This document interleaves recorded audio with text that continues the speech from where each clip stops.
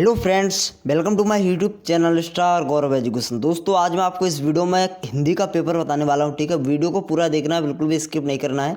केंद्रीकृत pre board की जो परीक्षा हो रही है 2020 से 21 वाली, उसका यह पेपर है और जो आपका न्यू ब्लूप्रिंट के आधार पर यह पेपर तैयार किया गया है। ठीक है, और यह पेपर आपके बोर्ड एग्जाम के लिए बहुत बहुत बहुत महत्वपूर्ण प्रश्न है।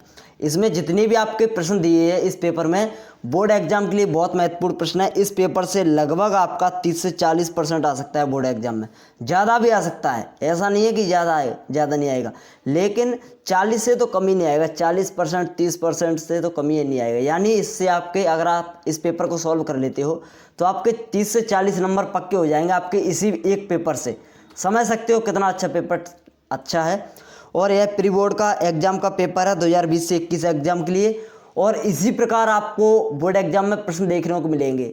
आपका जो निबंध है वो पेपर में आएगा या फिर नहीं आएगा, और आएगा तो आपका कितने नंबर का आएगा, इस वीडियो में सभी जानकारी आपको मिलेंगी। ठीक है, इस पेपर में कितने नंबर का आया है आपका निबंध, और एप्लीकेशन जो आपका लेटर आता था, पत्र आते थे, ठीक है, वो आपके कितने नंबर के आएंगे। तो चलिए देख लेते हैं इस वीडियो को।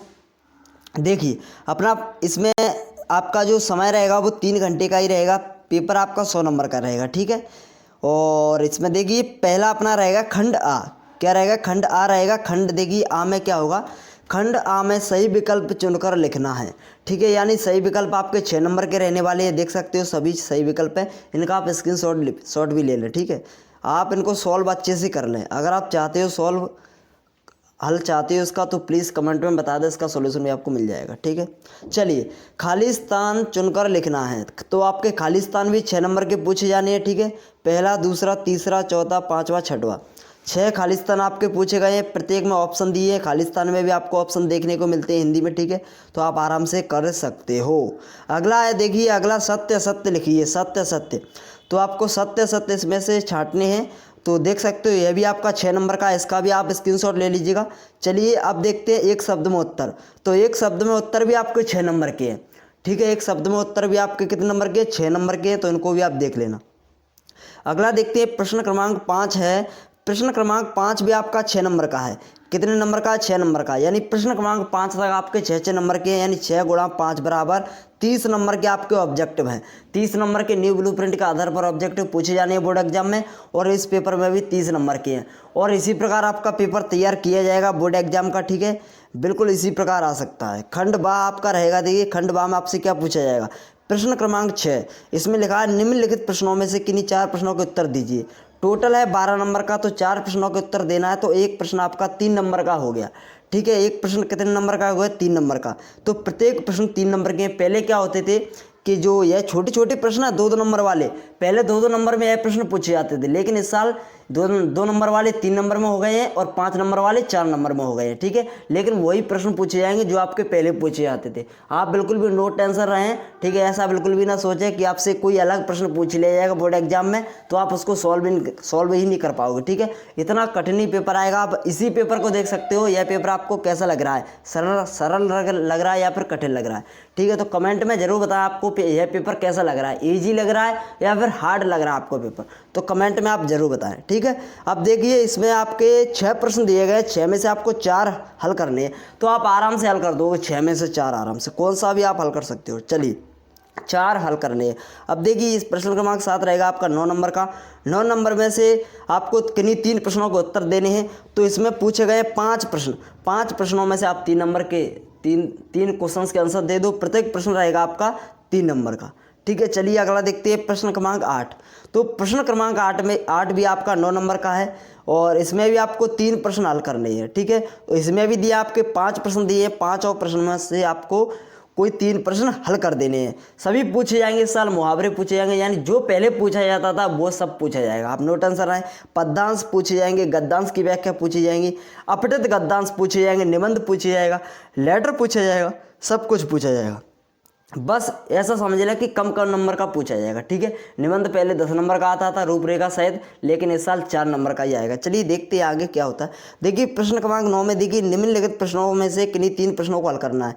तो प्रश्न क्रमांक 9 आपका 12 नंबर का रहने वाला है। ठीक है, इसमें से आपको कितने प्रश्न हल करने हैं? 3 प्रश्न हल करने हैं। यानी प्रत्येक प्रश्न आपका यह 4 नंबर का है। प्रत्येक प्रश्न 4 नंबर का है, और 3 प्रश्न आपको इसमें से हल करने हैं, टोटल 5 में से। तो बहुत ही सरल है।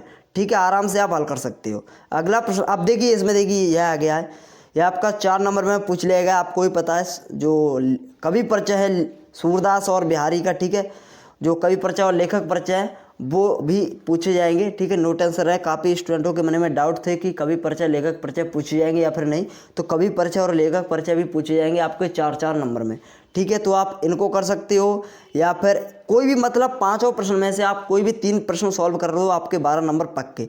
इसी प्रकार प्रश्न क्रमांक 10 भी आपका 12 नंबर का है, इसमें भी 4-4 नंबर के ही प्रश्न है, ठीक है। तो इसमें भी आपको 5 आपको देखने को मिल जाएंगे, ठीक है।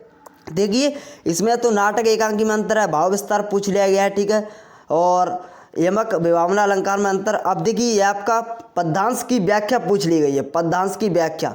तो देखिए पद्यांश की व्याख्या पहली दी है, ठीक है, कोई एक करना है, 2 दी गई हैं, यानी बिल्कुल अथवा की तरह है। यह अगर इस तरीके से पेपर बोर्ड एग्जाम में आ गया तो समझो बहुत ही सिंपल है, सभी बच्चे बहुत अच्छे अंक लाएंगे, ठीक है। क्योंकि देखिए बिल्कुल अथवा की तरह दिया है, अथवा में भी अथवा दिया है, तो समझ लो। इसमें से 2 आपको पद्यांश दे दी गए, ये देखिए यह दूसरा है, ठीक है, और ये आपका पहला है। तो इनमें से आपको कोई एक पद्यांश कर देना है, मतलब अथवा में भी अथवा मिल रहा है, ठीक है, सोच सकते हो आप। तो बहुत ही इजी पेपर है। अगर इस प्रकार से पेपर तैयार किया गया तो काफ़ी कोई भी स्टूडेंट फेल नहीं होगा, अच्छे मार्क्स से सभी स्टूडेंट पास होंगे। अब देखिए निम्नलिखित प्रश्नों में से कोई 4 प्रश्नों को हल करना है, तो 16 नंबर का टोटल है, तो 4 नंबर का यह प्रत्येक प्रश्न है इसमें। अब देखिए महाकाव्य और खंड काव्य में अंतर, कहाँ महाकाव्य और खंड काव्य में अंतर 3 नंबर का 2 नंबर का पूछा जाता था बोर्ड एग्जाम में, आज 4 नंबर का पूछा गया। तो इसी प्रकार आ सकता है, कहीं से भी पूछ सकते हैं अभी, तो ठीक है। तो हम भी आपको इंपॉर्टेंट क्वेश्चंस देंगे हिंदी के, वैसे तो हम आपको दे चुके हैं हिंदी के इंपॉर्टेंट क्वेश्चंस, ठीक है, यानी जो पहले ब्लूप्रिंट के पहले भी दिए थे उन्हीं में से यही आया है, ठीक है। वो भी कुछ अलग नहीं है, कोई इंपॉर्टेंट क्वेश्चंस अलग नहीं होते हैं, वही प्रश्न इंपॉर्टेंट होते हैं, ठीक है। और न्यू ब्लूप्रिंट के आधार पर भी आपको इंपॉर्टेंट क्वेश्चंस देंगे खंड बाई खंड, जिस प्रकार हम आपको केमिस्ट्री और फिजिक्स के इंपॉर्टेंट क्वेश्चंस दे रहे हैं। तो आपसे बस यही निवेदन है कि आप तैयारी करते रहे, पढ़ते रहे, याद करते रहे, तो आपके लिए बेटर रहेगा, बेस्ट रहेगा। चलिए अब देखिए इसमें अब कितने 4 प्रश्न हल करने हैं, टोटल आपके 16 प्रश्न है, 16 नंबर के, सॉरी। और अब देखिए इसमें कितने प्रश्न है, इसमें अभी आपके 6 प्रश्न होंगे। पहला है अंतर, दूसरा है, ठीक है, तीसरा आपका गद्यांश है, दूसरा आपका क्वेश्चन है, और तीसरा आपका गद्यांश है। तो गद्यांश भी पूछा जा रहा है। अब देखिए गद्यांश भी आपके कोई एक करना है, 2 पूछा गया, इसमें से आपको एक करना, 4 नंबर पक्के हो जाएंगे। और आप इनको कर सकते हो इनमें से कोई, नहीं तो आप यहाँ से कर सकते हो अपठित गद्यांश। अपठित गद्यांश इसी में पूछा गया है, यानी आपको 4 प्रश्न हल करने हैं, कोई कौन सा भी कर सकते हो। अपठित गद्यांश कर दो, बहुत ही सिंपल है, इसमें से आपको क्वेश्चन छांटने होते हैं। और अब देखिए जो 5वां है उसमें दिया है शाला छोड़ने पर स्थानांतरण प्रमाण पत्र देने हेतु आवेदन पत्र लिखिए। तो बहुत ही इजी है, कोई भी प्रश्न कर दो आप। निबंध कर दो पर्यावरण प्रदूषण का, छोटा कर दो 150 शब्द का, ज़्यादा शब्द का भी कर दोगे तो कोई दिक्कत नहीं है, ठीक है। 150 से 200 शब्द का तो होना चाहिए, अच्छा लगे देखने में, ठीक है।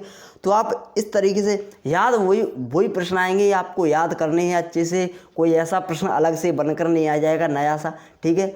सिलेबस से कोई बाहर प्रश्न नहीं आएगा, सीधा कहने का अर्थ यह है कि सिलेबस जो आपका है उसी से प्रश्न आएंगे, कोई भी आपका बाहर प्रश्न नहीं जाएगा, ठीक है। और आप हमारे चैनल को अभी अगर आपने सब्सक्राइब नहीं किया तो प्लीज़ सब्सक्राइब कर लें, क्योंकि हम आपकी हिंदी की तैयारी करवाएंगे, ठीक है। 1 महीने से पहले आपकी हिंदी की तैयारी करवाएंगे और बहुत ही ज़बरदस्त तैयारी करवाएंगे, ठीक है। आप नो टेंशन रहें, विद सॉल्यूशन के साथ करवाएंगे, आपकी 1 महीने में हिंदी कंप्लीट करवा देंगे, बस आप थोड़ा थोड़ा पढ़ते रहें, ठीक है। पहले हम जो इंपॉर्टेंट क्वेश्चंस आपके ख़त्म कर दें, केमिस्ट्री फिजिक्स रह गया आपका, और 2 पार्ट इसके रह गए, केमिस्ट्री और फिजिक्स के, और हिंदी और इंग्लिश के भी पार्ट जल्दी से ख़त्म कर दें। टोटल आपके 6 पार्ट बन रहे हैं प्रत्येक सब्जेक्ट के इंपॉर्टेंट क्वेश्चंस के, टोटल आपके 6 पार्ट बनाए जा रहे हैं, ठीक है। तो 4-4 पार्ट आपके हो गए हैं फिजिक्स और केमिस्ट्री के, तो 2 पार्ट इनके रह गए हैं। तो फिजिक्स केमिस्ट्री के सभी इंपॉर्टेंट क्वेश्चंस आपके कंप्लीट हो जाएंगे। उसके बाद हिंदी इंग्लिश के भी कंप्लीट करवा देंगे 6-6 पार्ट में। तो इस प्रकार से आपके सभी इंपॉर्टेंट क्वेश्चंस कंप्लीट हो जाएंगे।